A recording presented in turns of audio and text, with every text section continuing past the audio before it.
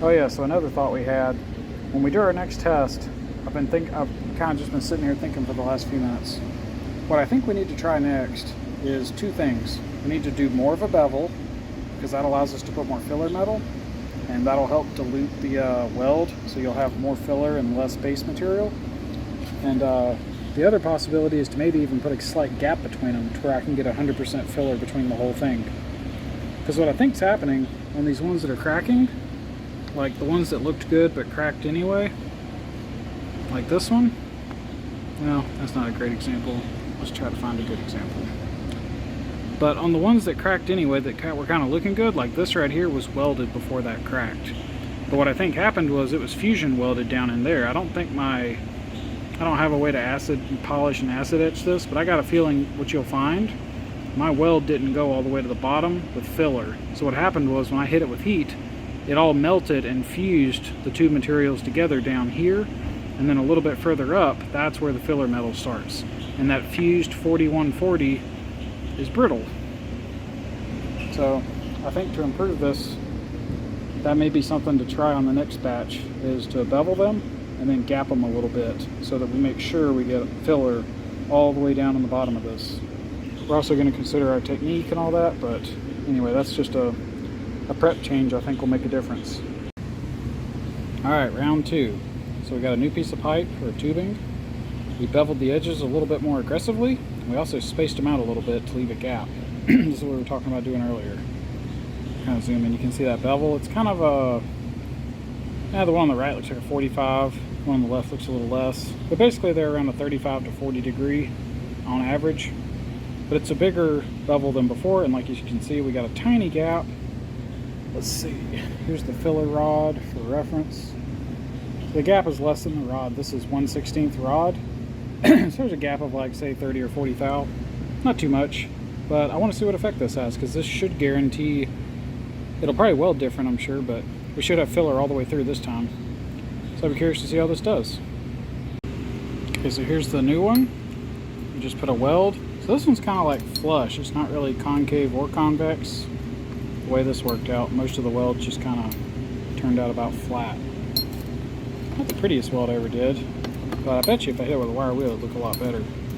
So I'm trying to decide if I'm going to put a cap on top of this or just test it the way it is. You can see that spot there's a little bit, just barely underfilled. That's hard to even show up on camera, but it is sunk in a little bit. But here's what's cool about this. I'll try to see if this will show up on the inside. See all that? Oh, maybe you don't. Yeah, I can't get it to there it goes. There's a bead on the inside for the most part.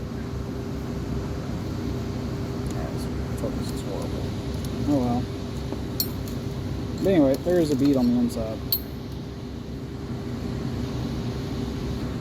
Yeah, there's the inside. You can see there's pretty much a weld bead going all the way around that thing. So that's awesome. That's what we were shooting to do. So this is it after putting the cap on top. Still got to clean it with a wire wheel, but this went pretty good. Fairly uniform. So we'll still air cooling, but we're going to hit it with a wire wheel in a minute. And then chop it up and test it. Alright, so here's our new samples. We just got these all chopped up. Here's what they look like. This side looks pretty good. Flip them over and show you what that looks like. Alright, here's the back side. We can see we got a weld pretty much across the whole thing on every one. We're pretty close. Looks like on this one, that edge didn't.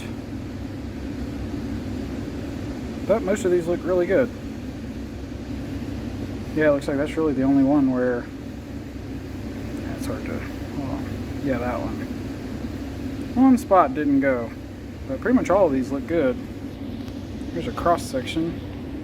That's really obvious there when you look at it that way.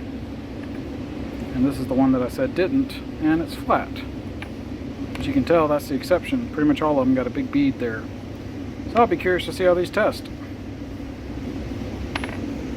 About to find out. Alright, so we're going to test, say, one or two of these the normal way, and probably the rest of them we're going to bend this way, because I expect these are okay. putting the top of the weld in tension, and it's likely putting the bottom of the weld in tension when it's going to fail. But we're going to go ahead and run a couple of these. Here's the first one.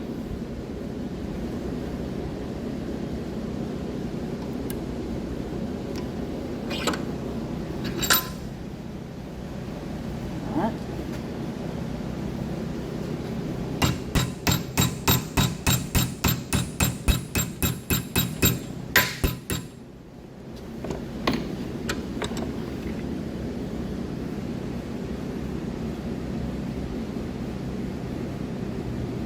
Looks fine. Alright. Do one more that way, then we're going to flip and do them the other way.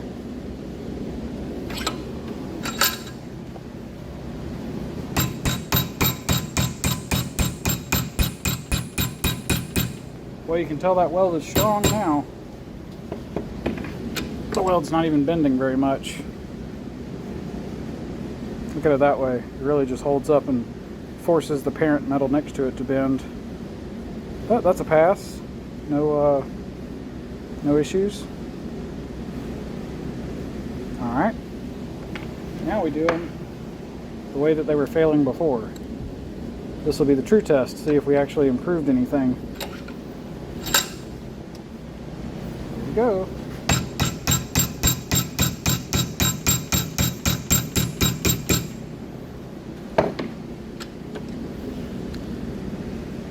First sample. That's a pass.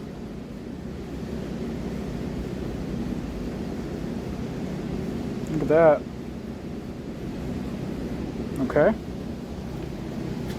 So here's the next one. Now this is the one that had that bad spot. So if any of these are going to crack, it's going to crack right there. Let's see what it does.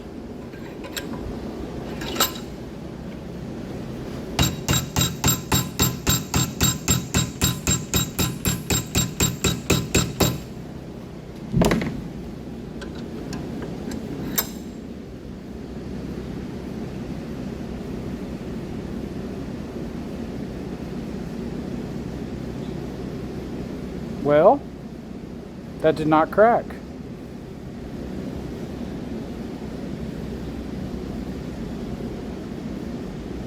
Okay, that's good.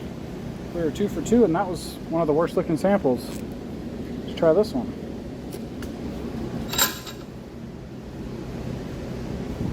See if we can zoom in on while I'm doing this.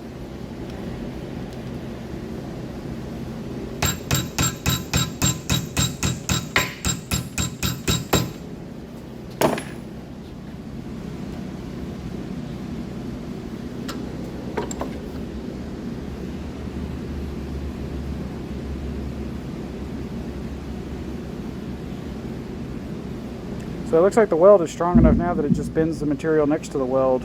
The weld's really not bending. Alright, that's 3 passes in a row. So this next one, we're going to choke up just extremely tight on it and see it, because this will really force that weld to, it won't really have a choice, it'll have to bend. So now, we are right up on the weld. We got the jaws right there at the weld. Let's see what this does. Not going to bend.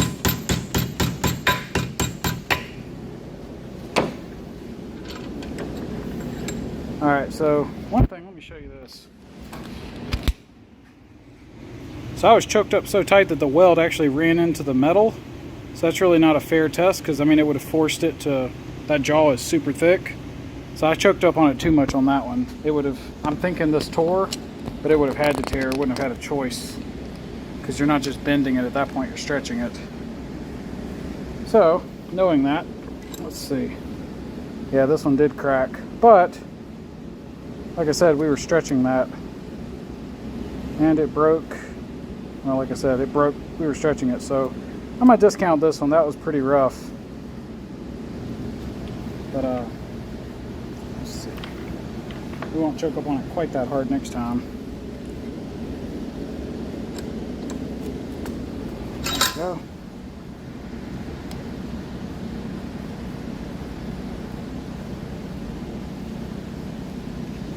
terrible. Come on, camera. I don't know what's up with the focus. But it just wants to work this way.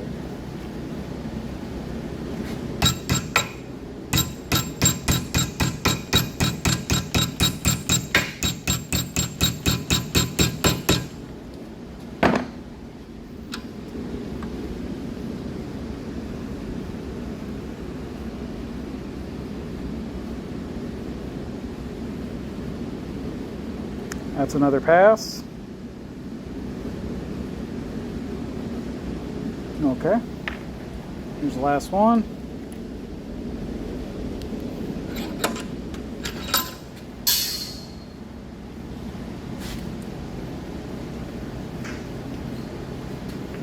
See what happens.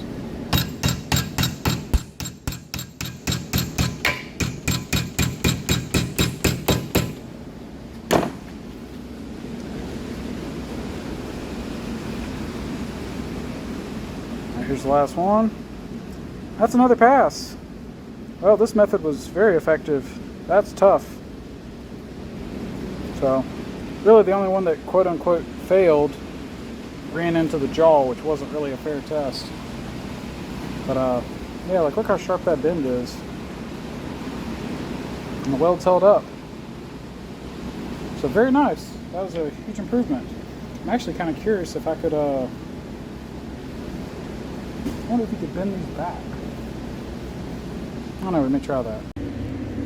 Well guys, that's going to conclude testing for today, and we'll probably do some practice welding just to brush up on our actual welding, but I now know what works. I mean, it looks like the key is you need to get that fillet on both sides of the weld, and when you do, it's strong. None of these cracked. But I like how these look. Man, that's some cool testing. But that's the benefit of testing, you know. So we did our first, these were the original welds, that was the second weld, and these were the third welds. And it took us a day of testing, but you know, we figured out what works, and this is what works. You got to get a lot of filler in there, which is, you know. And what's funny, here's the funny part. So this is, if you read on the internet, they'll tell you that, you know, if you want to read up the details of how to weld chromoly, that's what you'll find. They'll tell you something similar to this. But here's the key that I think is really important. Let me show you this. So we're going to get one sample from all three welding groups. Let's see, find one. All right, I'll just come back in a second. All right, so this is from group 1, 2, and 3.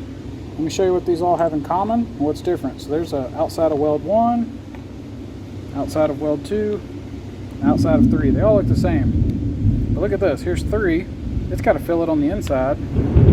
2 is flat. 1's flat. And that's because of our welding technique. So when you bend them like this, they're all the same strength. But when you bend them the other way, that's where that having the filler on the other side of the weld made all the difference. So this whole group of group 3s, with the exception of this one, which this one I choked up too tight and broke it. That was a methodology problem. But these 7, none of these cracked. We were 7 for 7. Whereas over here we had a 50% failure rate and a 50%, no, we had higher than that. We had a 3 out of 4 crack and 3 out of 4 crack. And this we did 6 of them that way and none of them cracked. So very, you know, huge improvement. So this is what I love about doing testing. Instead of just saying, oh look, my welds look pretty, because all these welds look the same on the outside. But it's what you can't see, what's on the backside, that made all the difference, and how these metals were prepped. These were all cleaned with acetone, they were all ground. In fact, the fitment on these two were basically perfect, and then this one I gapped them out and intentionally left about a 30 or 40 thou gap. That way the, oh my God. Oh. Alright guys, that's going to conclude the testing for today. The power went out right here at the end of this video, and I ended up having to pull my car into the shop and turn the headlights on so I could see. But that'll conclude the testing for this video, and in the next video we're actually going to do some more weld testing, because, you know, this wasn't enough. So this really tested welding chromoly to chromoly in kind of a worst case scenario, which would be butting them together and cutting them up and bending them all these weird ways. But what we haven't tested yet is welding chromoly to mild steel. And we're going to have to do that. This will be a roll cage. Everywhere the tubes connect to the chassis, you got to have a plate. So in the next video, we're going to test that and see how it goes. All right, y'all take it easy. Oh yeah, and y'all feel free to like and share the video and subscribe to the channel if you're not already subscribed. Y'all take it easy.